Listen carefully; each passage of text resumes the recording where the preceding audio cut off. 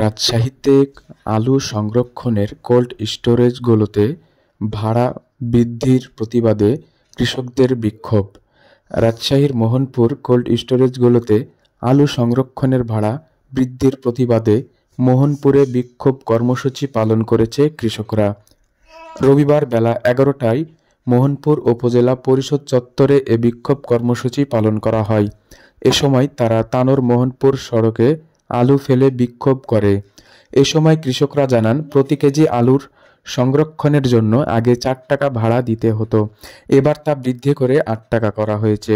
কৃষকরা দাবি করেন, আলু সংরক্ষণের ভাড়া কমানো না হলে আগামীতে তারা কঠোর আন্দোলনের পাশাপাশি মহাসড়ক অবরোধের হুমকি দেন। উক্ত সমাবেশে মোহনপুর, পবা ও তানোর উপজেলার কৃষকরা উপস্থিত ছিলেন।